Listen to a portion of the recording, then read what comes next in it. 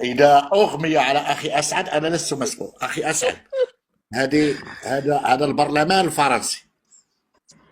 البرلمان الفرنسي، هات الرابط. البرلمان ايوه. الفرنسي رقم 303، 6 يوليوز 1961، أثناء الثورة الجزائرية، ياك؟ صفحة ايوه. 28. عندما كانت الثورة في الجزائر كانت فرنسا تبني الأنابيب الغاز والبترول فين؟ في الجزائر. في الجزائر. هاي في الجزائر، الجيريا. وهنا اوليوديك اشوفي، بمعنى انبوب الغاز انتهى.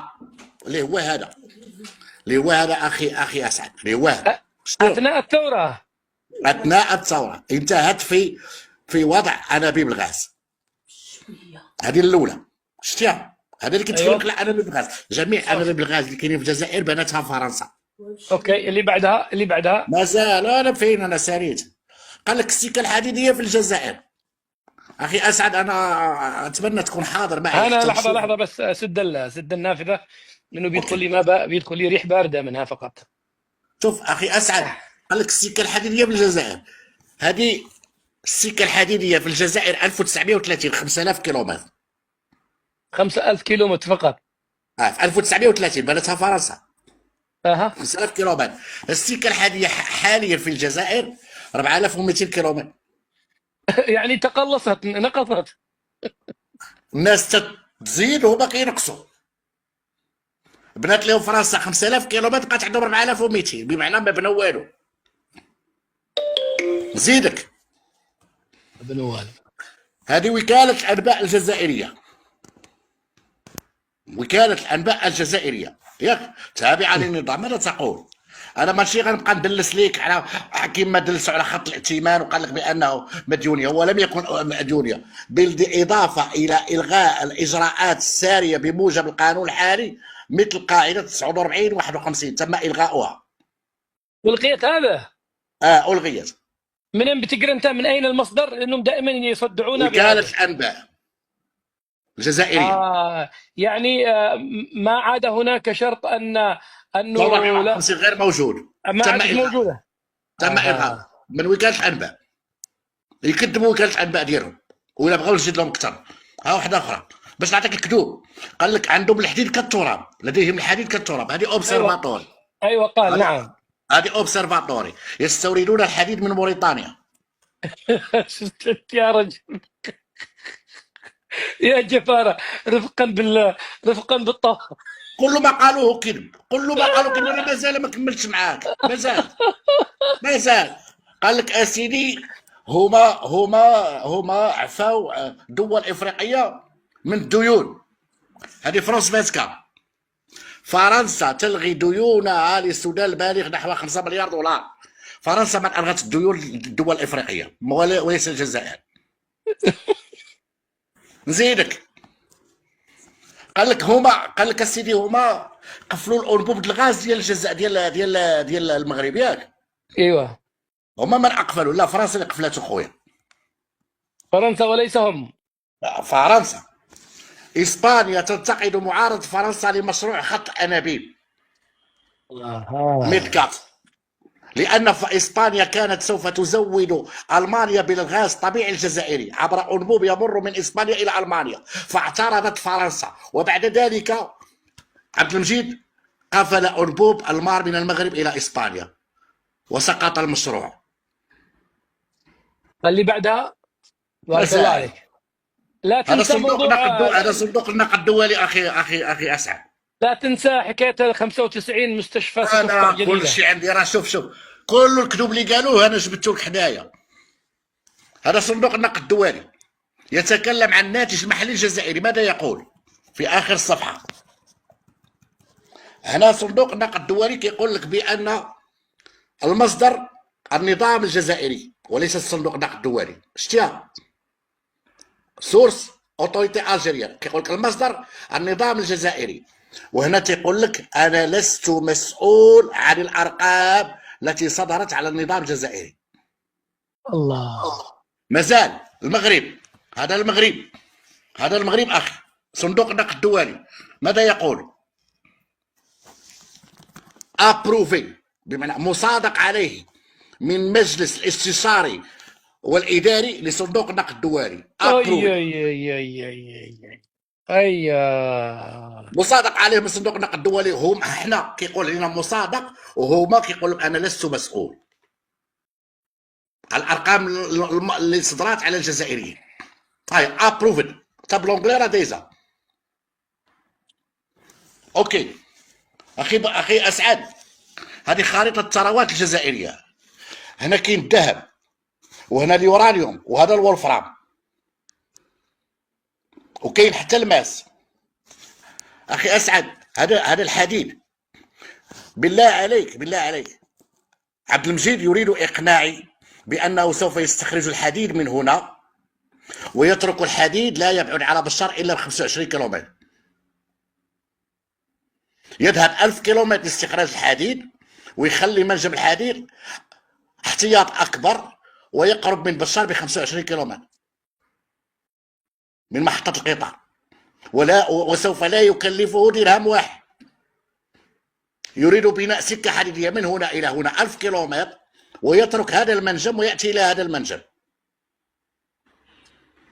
أما السكة الحديدية والمنجم هذاك ما كاينش. نزيدك مازال هذه الخريطة ديال الجزائر سنة 1963.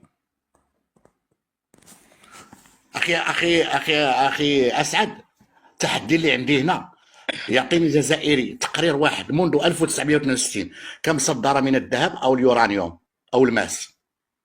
من غير عام موجود. كم؟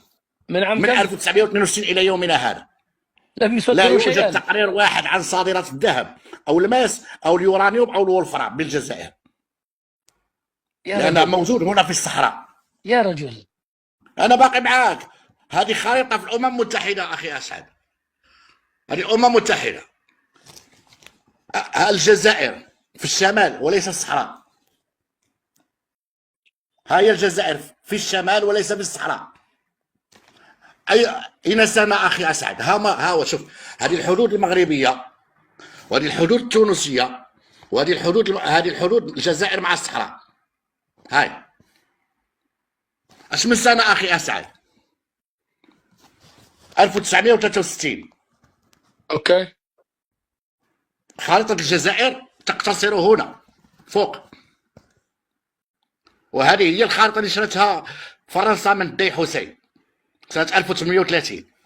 مازال قال لك الفقرة أخي أسعد، نترجمها لك دابا سنة 2022 أخي أسعد، سنة 2022. إنهم يعيشون في 15,000 منطقة رمادية، بمعنى هاي المنطقة الرمادية هي هذه أخي أسعد في الجزائر. يا لطيف. تم تحديدها 9 ملايين جزائري في البؤس. بالنسبة لرئيس الوزراء سيكون من الحكمة التخفيف من الميل إلى الاحتجاج والاحتلال المفرط للطريق السريع العام مما يزيد من تفاقم الوضع الحالي. هذه راه جريدة جزائرية أخي سعد. اسمع هذه أخي سعد.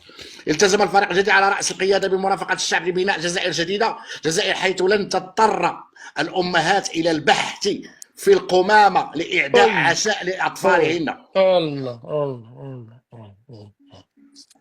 هذا المقال نرسلوا لك والله العظيم، حتى قال بأن هناك جزائريين لا يعرفون عن الاستقلال إلا ما يعرفوا والو، حتى الاستقلال ما عارفينوش. نزيدك هذا الكذوب ديالهم أخي أسعد. هنا قال لك هما أقرضوا صندوق النقد الدولي 5 مليار دولار. ياك قال لك عطاو الصندوق، هما عطاو صندوق النقد الدولي 5 مليار دولار. هذه منصة جزائرية تابعة للنظام الجزائري. صندوق النقد الدولي ينفي هات جريدة جزائرية، صندوق النقد الدولي ينفي تلقيه قرضا بقيمة 5 مليار من الجزائر. ومصادرك هذه، هل مصادرك هذه كلها جزائرية؟ مازال قال لك ما خداوش القرض من 1994. لماذا؟ فرنسا تجعل مساعدتها للجزائر مشروطة بتوقيع اتفاق مع صندوق النقد الدولي. فرنسا شرطات عليهم أنهم لا يأخذون قرض من صندوق النقد الدولي وإلا سوف تقطع عليهم المساعدات. هذه وحدة آية كل شيء من عندهم، هذه فرنسية. مازال هذه اخي اسعد، هذه قيمه الدينار الجزائري، قيمه الدينار الجزائري. هذه راه منصه جزائريه تابعه للنظام الجزائري. تكلفه الدينار الجزائري، تكلفه الدينار الجزائري بمعنى الورق النقديه تصل الى 7 اضعاف قيمته السوقيه الحاليه.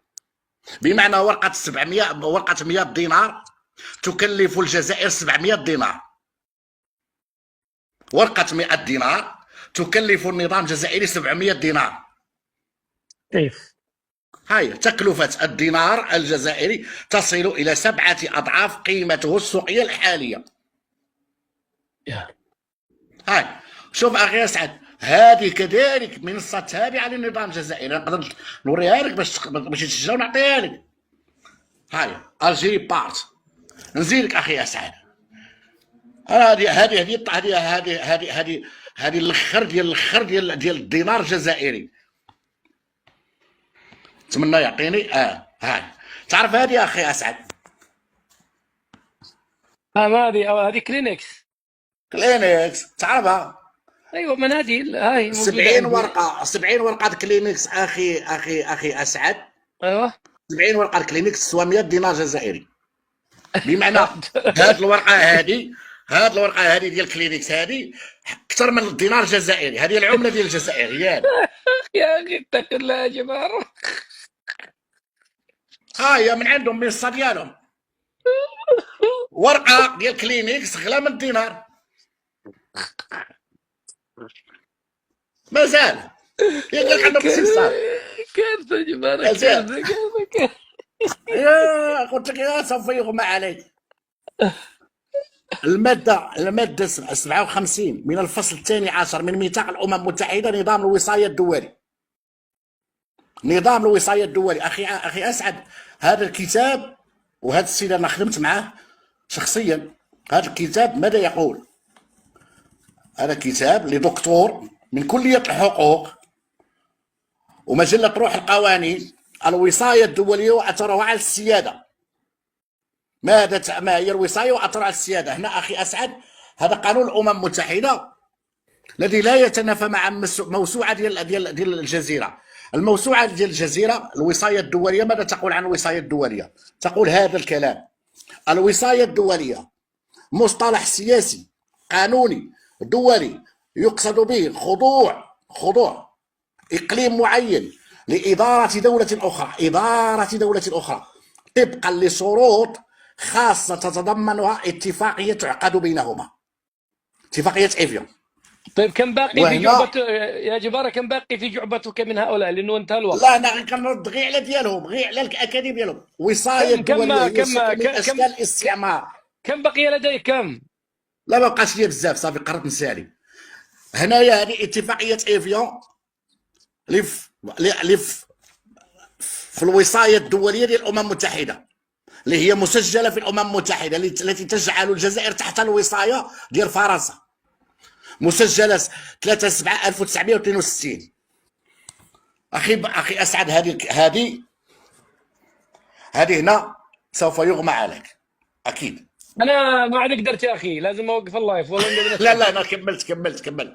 شوف أخي أسعد، شوف هذه: انضمام الجزائر إلى المنظمة التجارة العالمية 34 سنة من المفاوضات ولم يتم التوصل إلى اتفاق حتى الآن. أتعلم لماذا؟ 34 سنة. وهم يطلبون منظمة العالمية للتجارة للانضمام وترفض منظمة العالمية للتجارة انضمام الجزائر. أتعلم لماذا؟ أنا نعطيك لماذا، هنا سوف يغمى عليك. هذه منظمة العالمية للتجارة World Trade Organization. شتا هنا غادي نترجموها بالعربية باش ما يقولكش راه كندلس. من هل يمكن أن يكون مرشحا لينضم لمنظمة العالمية للتجارة؟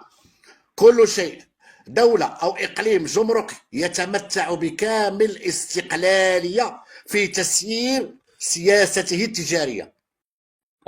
يعني أن الجزائر لم تكن مستقلة، ليس لها استقلالية في تسيير سياستها التجارية، ولهذا ترفض عضويتها في المنظمة العالمية للتجارة.